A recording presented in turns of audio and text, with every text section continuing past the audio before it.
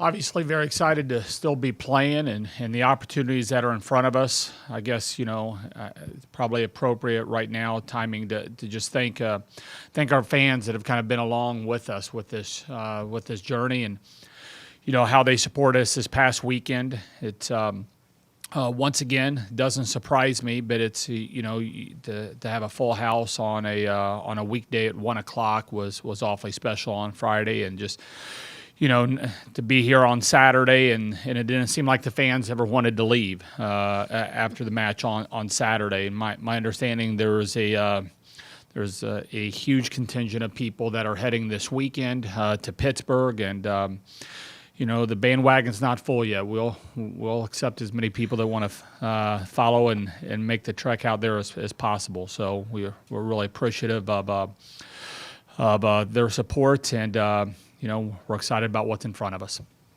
Questions, Jeff? Kelly, on the radio this morning, you were talking about just wanting to continue to improve match after match as the season went on. But you also pointed to that second loss to Washington, where you said the players stayed in the locker room quite a long time. Was it just as simple as your players getting together and say, look, this is not who we are. It's not who we want to be. We have to change this right now? Growth happens. There's a lot of opportunities for growth, and I certainly think that was one of them. It's you come out of pre-conference and you're 4-4, and that's probably at that point not how any of our players saw the season going. And not just 4-4, but we weren't playing well at the end of sets. It was.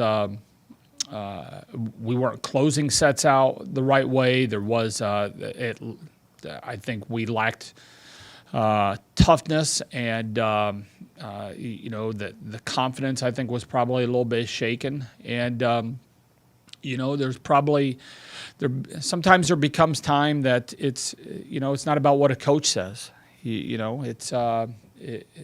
got to dig down, and you got to be together, and you got to look each other in the eye, and you got to trust one another, and you got to do your job, all those. And so we probably had gotten to the point where it really didn't matter exactly what I said. I think they knew that there was belief from the coaching staff, but so yeah, we just went in the room, and we got hammered at Washington, and after losing to them 2 days earlier, and just said, hey, we'll see you on the bus. It wasn't about throwing a fit. It wasn't about trying to pump them up or anything else. And what we needed to do was we need to get in the practice gym, and but the team was in there for a while. It was in there for quite a while. I really have no idea what was said. I never asked anybody, but all I know is that when we started conference a few days later,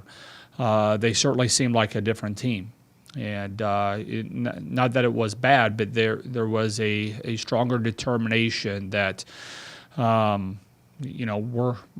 got to go out and get after it, and not just wait for things to come to us. I thought that was one of many big moments of the season. Coach, you talked on Saturday about the importance of having fun and not being wound too tight and getting caught up in the moment. Do things change now that there are only 4 teams left, and it's a road trip and you're on the national stage? Yeah, the time for having fun is over. You should be as wound tight as possible. It's I've heard. You can imagine what it's like to play for me with bad jokes like that.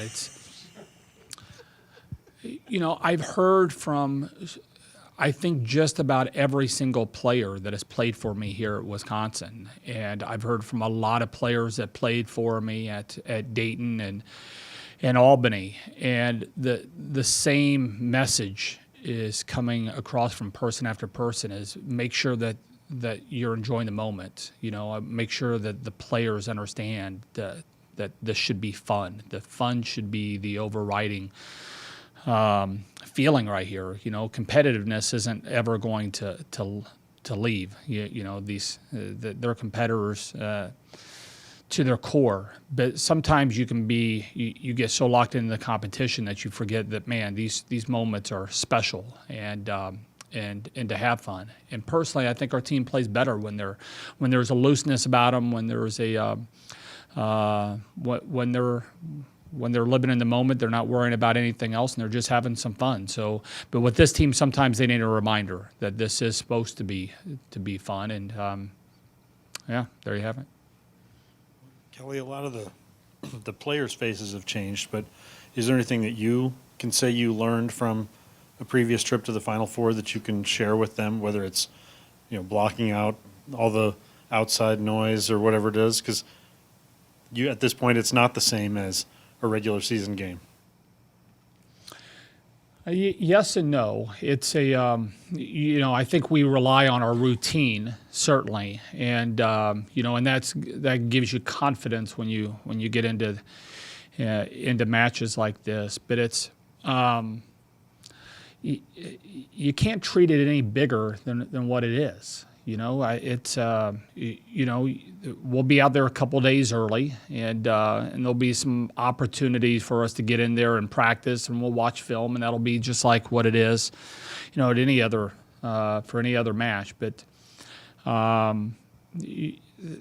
there's got to be some fun, like I was saying earlier. It's but what I learned early from previous, man, I don't know. It's I think I don't know. I'm not sure. I've looked back and thought there's things I would do differently previously. It's I guess the one thing is that Jess, our director of ops, said that we've got to set time aside for them to be able to get some shirts and hats and things like that for the Final Four. Apparently, I didn't do that the last time, and it created a lot of work for her. So she's so I guess what I've learned is here, how can I do some things to make her life a little bit easier, and that'd probably be one of them. Do those kinds of changes that you don't have to deal with regularly? Did you learn anything from those? I know we're joking about it, but Yeah. It's and I'm not trying to make light of your question. Certainly, I'm not trying to. It's I like how we prepare. I really do. I like how we prepared when we took a team to Seattle. We've got an unbelievable support staff around us that they just kick into gear. They know what to do. I think we try to handle these NCAA tournament matches very similar to how we handle regular season matches. One of the crazy things that we've got right now is just our players are in finals. I mean, right now they're in finals, and so I think when you're a kid and you're dreaming these big epic dreams of yours. I'm not sure that one of those dreams is the day of a Final Four match that you go into a room that's being proctored and taken an econ exam. I doubt if that was part of the whole picture that you've got. But you've got to set time aside for those things to happen. We won Saturday. Saturday was fun. It was a trip to the Final Four, and we had players that had finals on Sunday morning at 7:30 in the morning. I mean, we had people all day long that were taking finals on Sunday. And people that are doing it all day today, and while we're there in Pittsburgh, they'll be taking it. And I think what we've done this year that's probably a little bit better is we've prepped our players earlier of this is what these couple weeks are going to look like, and it's not just about playing, but you've got a lot of distractions possible that you've got to be able to plan and know that it's coming, and you can't get stressed out about it. Finals being one of them. Kelly, kind of getting back to the window of opportunity between the loss to Washington and the first Big Ten match against Purdue. You've coached a long time. Have you ever had another team that has made such a switch like that, where you went from not being able to close sets out to being so mentally tough as this team has become, including this weekend against Nebraska? I think it's been, it wasn't like that week. Boy, a switch got, made, and then all of a sudden, we were locked in and off. We were sailing. What I've seen is progress as we've gone through. That's one of the things this team has really done a good job with, is that there has been, you hear the saying, you win or you learn, and the learning part is actually how you are how you take those losses. It's Washington was certainly one of them. We've seen tremendous growth out of this team after we lost to Ohio State. Our record at the beginning part of the year in two sets decided by 2 or 3 or 4 points was really poor, and it's been unbelievable in the past 6 weeks. I mean, I think anybody that's been watching us at the end of sets, there's this confidence that is coming out of this group, that in a belief that it's coming. That, like I said, that's earned and that's worked for. It doesn't just because you're saying here, I believe that we're going to win, doesn't mean. I mean, there's got to be trust, and you've got to be staying present. You can't be highly stressed. All those types of things. You got to be able to get out there and take reasonable chances. And I've seen tremendous growth in that as we've gone through. And so each time that we've lost, we've kind of looked at ourselves and said, all right, here, we've got to go about things a little bit differently and a little bit better and learn from this. And this group has. Oates? Kelly, I don't want to put the cart before the horse, but I will anyway. Yeah. What would a national championship mean to this program? Man, it's it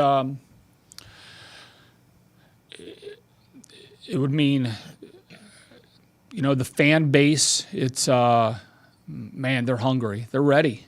It's it's not just the volleyball fan base, this school. I mean, there's a hunger for that.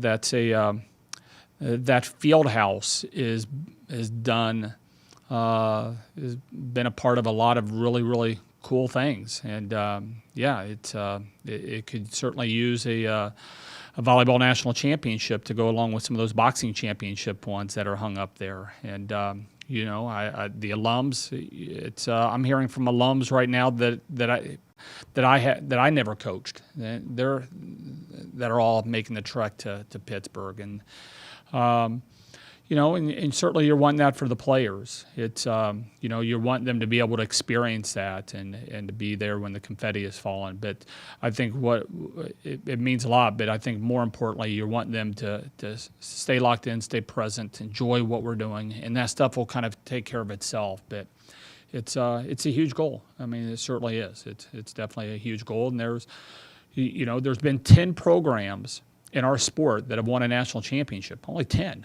and there hasn't been a new one that has gotten into that exclusive club in about 15 years. It's we're knocking on the door. It's time to burst it down. That was my next question. It is a small circle of programs that have been able to win this thing. What do you need to make that breakthrough? What kinds of things have to happen for you to make that breakthrough and become one of them? I don't think there's anything. You put yourself in a position to be one of the top programs in the country, and we have year after year. We've been knocking on that door, and you got to be better than your opponent that night, and your work for the rest of the year is. Help set the stage for that. But I don't think there's any secret sauce or anything. It's just, let's go play a match. And if you're the last one standing, it'd be different if we were, if we were so much further away than kind of where we're at. If we're a team that is just trying to get in the NCAA tournament, or we're a team that, that's a little. That doesn't have the support of the athletic department or things like that. You can say, hey, we've got to have more support. We've got to have, we've got to have a better schedule. We've got to get into a better conference. We've got to do blah, blah, blah, blah, blah. But we've got everything we need. We finally got experience with our players as well. We've been a pretty young team the past couple of years, and we've got the experience. I think we're going to go out there and we're going to give it our best shot. Kelly, I may not get the quote right, but I think before playing you on Saturday, John Cook said something about having played you twice already, there wasn't a whole lot of preparation to be done. Having played Baylor already, do you feel a similar attitude, or how do you approach going to play them again? Man, it was in September. It's I go back and I'm watching some of that match, and it's unbelievable how much we've grown since that match, and they have as well. I mean, the confidence that they've gained of being able to have the season that they've had, and winning as many matches and be number one in the country. You certainly, there's going to be an unbelievable amount of confidence that have come with that. But it's, I see us being at such an incredible different point than what we were there. It's, we looked at the match, and but hopefully that's not going to be the same team they're going to see, and I doubt if it's going to be the same team that we see either. And so it's that's one of the cool things. There's been just incredible amount of growth from both teams. That's what I'm seeing on film. Hi. So, staying on the theme of confidence, Wisconsin swept Nebraska 3 times this season, including on Saturday. I'm wondering what your thoughts are going into this game on Thursday, if that confidence will carry over. Certainly. I think, and it should. I mean, if these guys can't be confident, who can? Who can? It's, but the confidence comes from the work that you put in. And comes from your self-talk, and they've earned the right to believe in themselves. And but I'm sure that's the case with all 4 teams. All 4 teams have had amazing seasons. All 4 teams are very, very experienced. All 4 teams have had the rigors of playing for elite conferences in front of great crowds, and the stage is set for some few nights of really, really great volleyball. Brian? Kelly, how do you defend Yassiana Presley? Can you defend someone like that? I don't know. We haven't.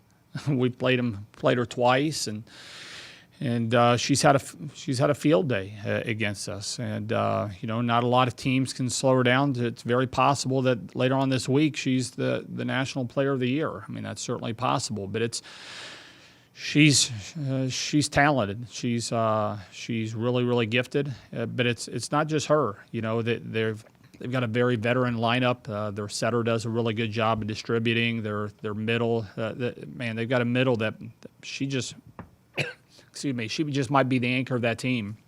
Might be their go-to player. She doesn't get quite the headlines that Presley gets, but Stafford is awfully good. The right side is really coming into her own, and she's had an unbelievable tournament. Their bro is really good. They've got a nice freshman middle that blocks a lot, and their other outside, senior, she's really gotten better. She's gotten healthier. She's a lot better right now than what she was when we saw her earlier, when she was still dealing with some health issues. And so it's a complete team. Brian? When Lauren Carlini graduated, the All-American, fans were wondering, can anybody step in and take her spot? How do you think Sydney Hilly has handled filling gigantic shoes of maybe the best player that this program's ever had? Yeah, Sid has been fantastic. I mean, she continues to grow. She continues to get more comfortable and confident, and that's probably her biggest growth that I've seen, is that, I think earlier in her career she'd get into some matches and it would be at times playing not to make mistakes, and I don't see that at all. There were times in the Nebraska match that I'm watching her, whether she was setting or behind the service line, that there was absolutely no fear whatsoever in her, and just going out there and just balling and letting it fly, and having confidence in the plays that she was calling and the range that she was setting. And that's when she's at her best, is when she's just letting it rip. And I've seen a huge jump in progression in that area with her. She's our leader, and but the thing is, her shoulders are so huge. She can handle it, and she wants to be in that position. She's fun to watch.